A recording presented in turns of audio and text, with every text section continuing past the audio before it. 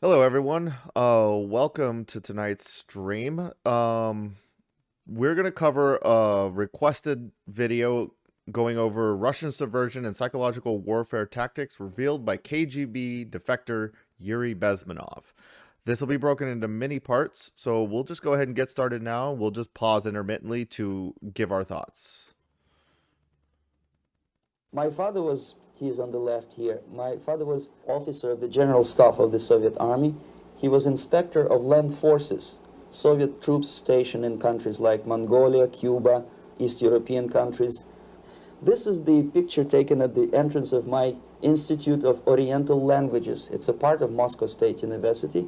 As every Soviet student, I was, quote-unquote, volunteering for harvesting grain in Kazakhstan.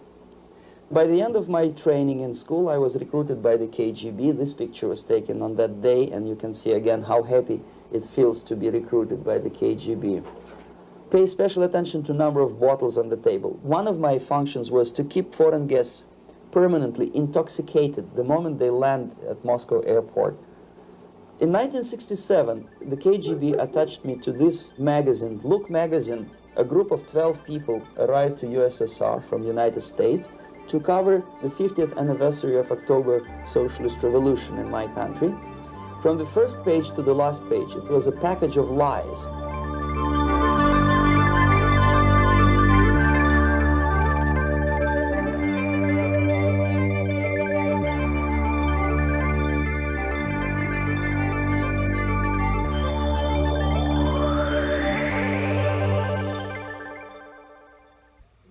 Our conversation is with Mr. Yuri Alexandrovich Bezminov.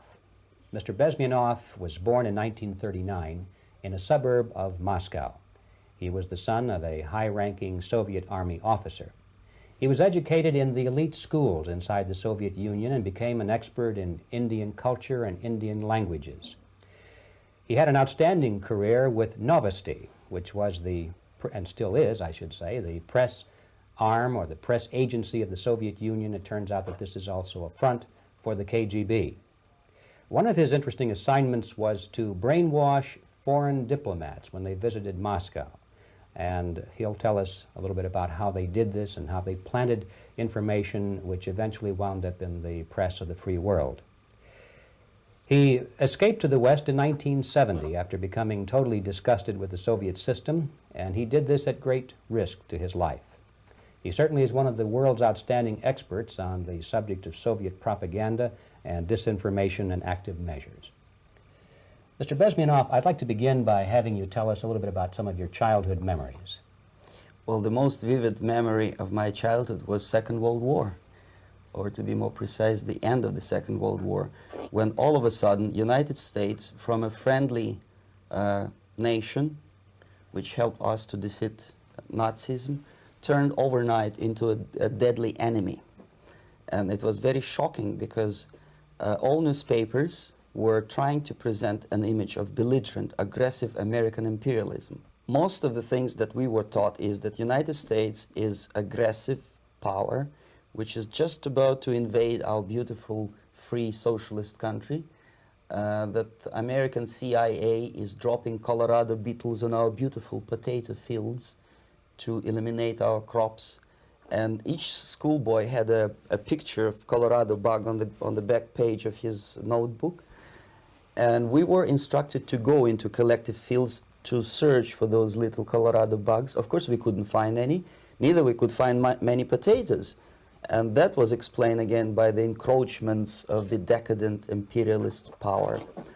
The anti-American paranoia, hysteria in the Soviet propaganda was to such of such a higher degree that many less skeptical people or less stubborn would really believe that United States is just about to invade our beautiful motherland, and some secretly hope that it will come true. That's interesting. Yes.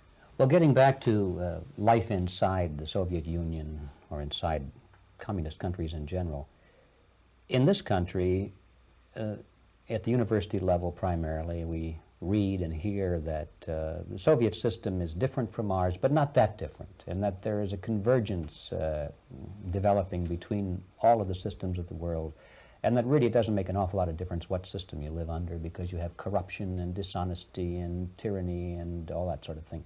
From your personal experience, what is the difference between life under communism and life in the United States? Well, life is obviously very much different for simple reason that the Soviet Union is a state capitalist economically. It's a state capitalism where an individual has absolutely no rights, no value. His life is nothing. It's just like an insect. He is disposable. Whereby in the United States, even the worst criminal is treated as a human being. He has a fair trial, and some of them capitalize on their crimes. They publish their memoirs in their prisons and get handsomely paid by your crazy publishers. The differences, of course, in the daily life are very various, depending on whom we are talking about. In my own private life, I never suffered from communism simply because I was brought up in a family of high-ranking military officer. Most of the doors were open for me. Most of my expenses were paid by the government, and I never had any troubles with the authorities or with the police. So, in other words, I would say I enjoyed, or I had good reasons to enjoy, all the advantages of so-called socialist system. Mm-hmm. My main motivations to defect had nothing to do with affluence. It was mainly moral indignation, moral protest, rebellion against the inhuman methods of the Soviet system.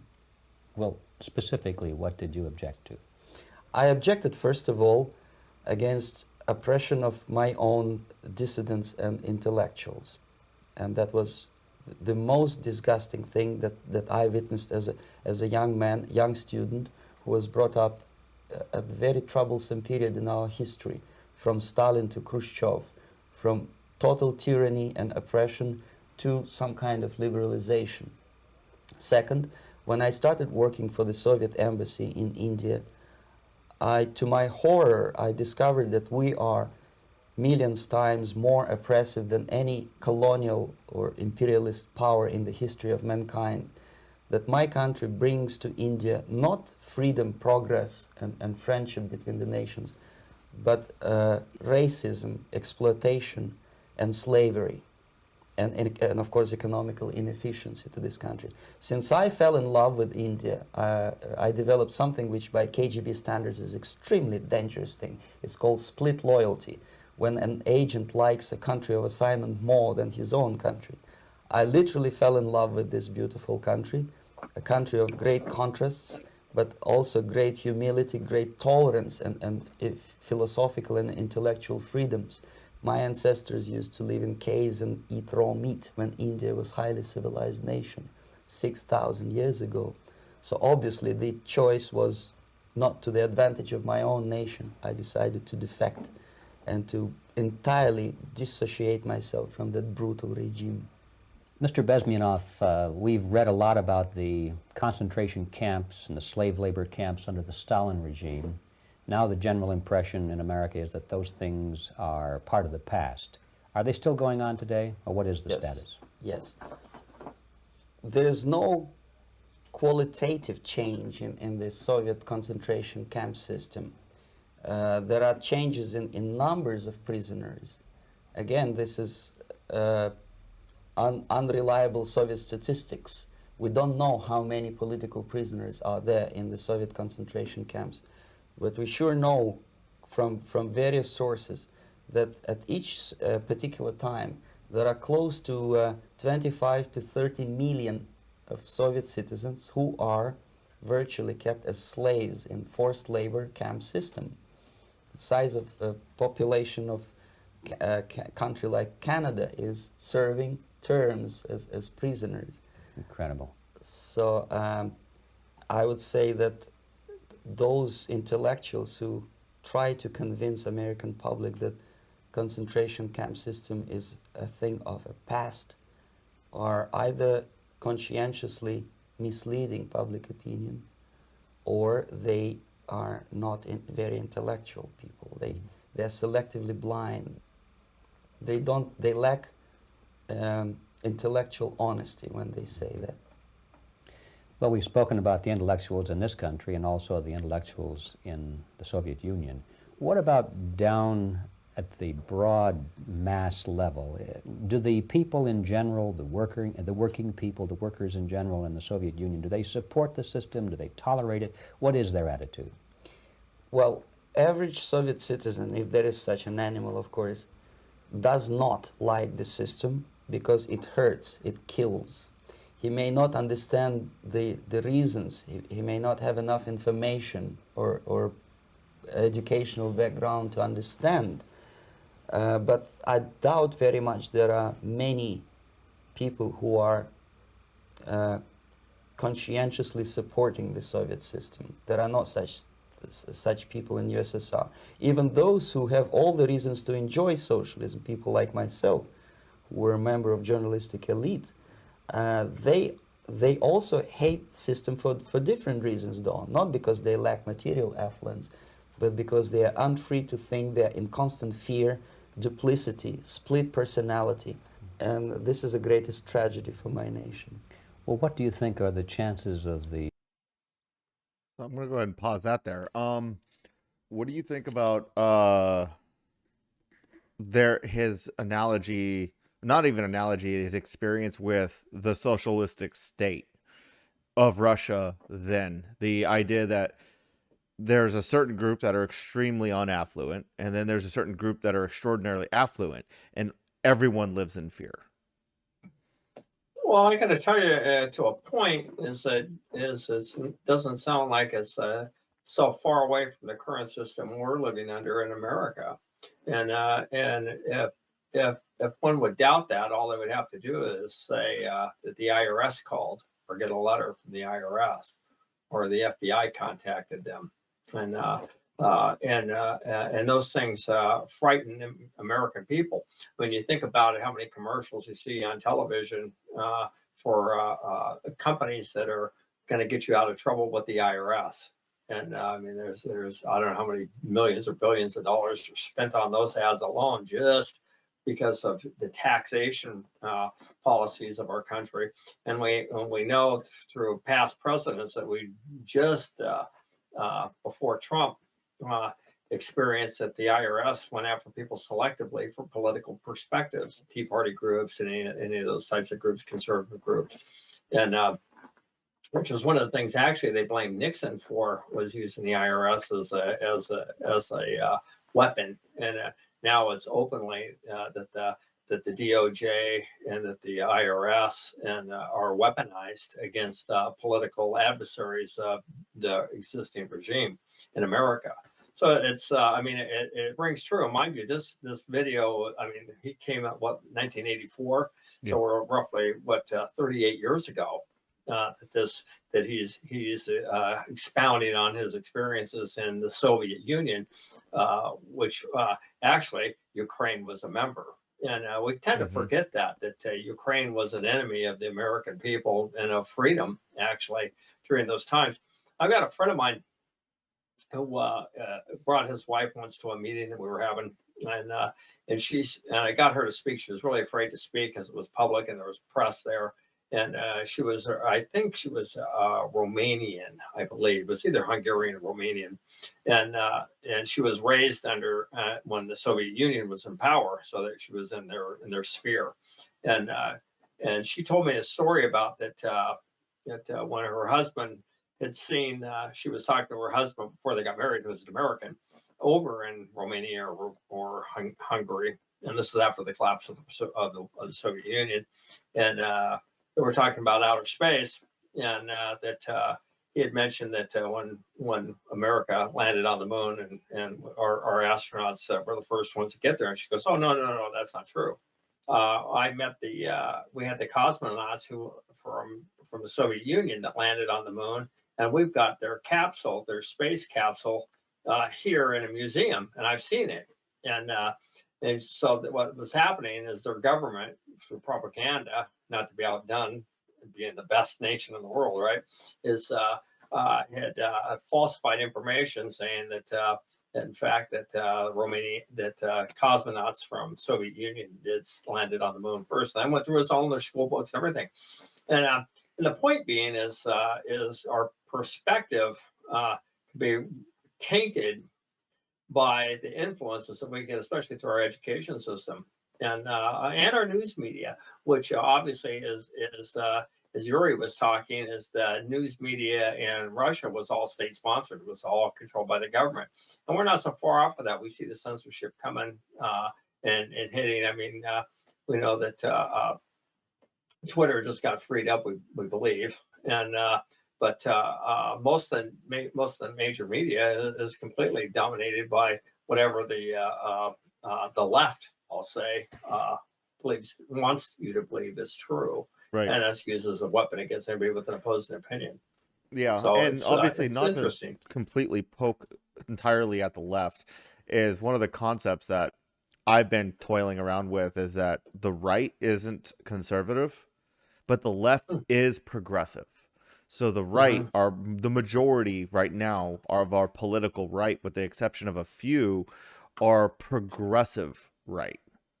I would agree with that. Yep. Is because where our goalposts were 30 or 40 years ago, as they have moved, so the center of the field is now moved to the direction that the goalposts both moved. Yep. It's like somebody got up in the field, picked them up, and moved them. It's a two steps forward, one step back system, which means you're always taking one step forward. Well, interestingly enough, we just heard in New Hampshire Senate races, General Don Bolduc is running for U.S. Senate, and decorated war hero, and certainly he was a Green Beret, and 10 tours, I think, in Afghanistan. He's a good guy. I know him, and he's a really good guy. And what happened, but Mitch McConnell, the minority leader in the U.S. Senate, who had been the majority leader when Republicans controlled the Senate, is through his PAC, he kept funding to Don Bolduc's campaign here in New Hampshire just before the election, which is in another week roughly. And why did he do that? Because he is part of that establishment, that progressive right, if you will, to use your terminology, is that has a real problem with America first, with any type of conservative values, with traditional values, if you will, and not to mention integrity and honesty. Right, because power, you can't be conservative and have power. It's contradictory, right? Because the part of conservatism by nature is to deconstruct, or to use the opposite, or the opposite word from progressive, use the word regressive, right? Technically, in order to achieve traditionalism or conservative values, you need to regress. But the Republicans don't want to come out and say that they're a regressive party. That sounds really bad, right? Everybody wants to move forward or progress, but it depends on what you're moving forward towards. Right. If you're progressing off the cliff, would it not be better to regress a little bit? Yep. Yeah. I mean, there's some wisdom and caution, and everything new isn't better. Correct. And right. And so we need to weigh those things, and not that there aren't new things that are better. Yep. And that's where I personally have a clash at times, because I take on the Republicans and the Democrats in both. And I was just banging on Mitch McConnell, who in fact his wife and him own a shipping company that was financed and put together by China, and the ships were made in China. Right. And they set up their contracts in the Pacific Ocean. So how do these people in fact deal with problems that we're having with China in a way that's good for America? Right. And now maybe we should regress from some of the positions we're at with China, or maybe progress into an America first position. I mean, it's all perspective. And I think Yuri is warning us by exposing what he saw in Soviet Union and how that worked.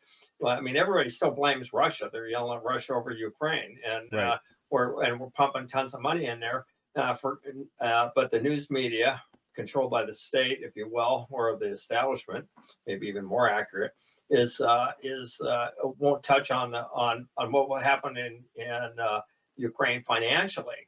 There's a lot of financial misdealings in Ukraine, a lot of money laundering, corruption through the president's son and him, I believe. And I think a whole bunch of it them. doesn't matter. I mean, they're all so tied. It just so happens to be that Hunter's the one that, he's the front runner. He possibly will be the scapegoat if the whole thing comes there's news across. out that the Republicans certainly are planning on going after him. We'll see. I don't trust the Republican Party as a party really any more than I do the Democrat Party, and because they play good cop bad cop with us over and over again, and we keep falling for it. I'm going to fix what we didn't fix last time we had power, but these guys aren't fixing it now. But we're going to fix it. The second that the ability to fix the power comes online, all of a sudden, all the Republicans start voting with the Democrats on everything. That's right. And it's like, you're just kind of like, okay, so we're just going to waste a couple years, a chance to pull back some of the nonsense spending. The biggest problem I have with it is when a lot of these Republicans, and I won't say all of them, but a lot of them run for office. See, the Democrats, we all know where they stand. They're easy to predict. It's the Republicans are the ones that are the more dangerous ones because they're more deceitful. They're more deceitful. They're going to come out and say, we'll cut spending. We're going to reduce government intrusion, blah, blah, blah, blah, blah. And it never happens. Every single time. The way I love the way the math works on it is the Republicans come into office. The Republicans immediately raise military spending. An extraordinary amount, way more than is necessary. I mean, we don't need a $900 billion a year military budget. I mean, the nearest country to us, I think, is what, $100 billion? Yeah. Or maybe not even that. That's the nearest country. How many bombs does it take to blow up the world? Right. And the problem is most of that's all laundered money anyways. The military wastes so much money. And right now they're spending, I don't know how many hundreds of millions in the military to do social justice education, like critical race theory. Right. I mean, well, this is all. It's kind of funny that Yuri's video here was 1984 when he came out and spoke this, and Orwell's book 1984, which is right on the mark for where we're at now. Right. With, and the thought police and the doublespeak that comes on is our military budget. And I just want to touch on that. As we were warned about military industrial complex after World War One, by, I think it was General Smedley Butler, came out and spoke in DC about it and warned America that, hey, look, I've lived it, I fought it, he's decorated. I can't remember if he won 2 Congressional Medals of Honor or 5 Silver Stars or something. He's well decorated. I should know my Marine Corps history, but it's been a long time since I studied it. But at any rate, he warned about that. And that military industrial complex, which you were touching on, is when the Republicans take power, they just jack up the military and then they jack up the police. And then they, and those are all things actually that they're complaining about right now. I mean, you could hear Hannity complain about the bad 1% in the FBI when Trump was getting banged by the FBI. And I'm thinking, I'm happy that they're doing it to him because now everybody can get a look at really some of the tactics that our government uses and on somebody maybe that they like. And but Hannity, at the same point is to pick on him is that he would still defend the ground troops of the leadership that was pushing illegal measures against a sitting president or a president that was about to get elected in a campaign, and as long as it was their guy. And we hear, and so it's difficult when you hear these types of things. Is how do you know even who to trust, because not one of them comes out as trustworthy. Right. And when do you start believing what the liar says? There's the old story about the boy who cried wolf, right? And he kept crying it, and then his dad had come out and say there was no wolf, and the kid had laughed, and he did it. And then one day there was a wolf and came out. He was chasing the kid, and he cried, and his dad didn't come out because he didn't believe him. And the moral of the story obviously is that the wolf had dinner, and we've got to be careful. And we have got to, because we're really under the gun as people. And Reagan said it, we're only one generation away from losing our freedom. And Right. if we have people who lack integrity in positions of leadership just because of a letter behind their name, then shame on us. Right. And they say, well, what do we do? Well, what do we do? There's 330 plus or minus million Americans in this country. Let's count the babies too. But there's enough adults there to at least be able to understand when they go to the gas station or they go to the grocery store, what's happening to them economically, what's Yeah. happening to their taxes, and to make their stance and let their voices be heard. And forget the party, what party anybody is are they the right person?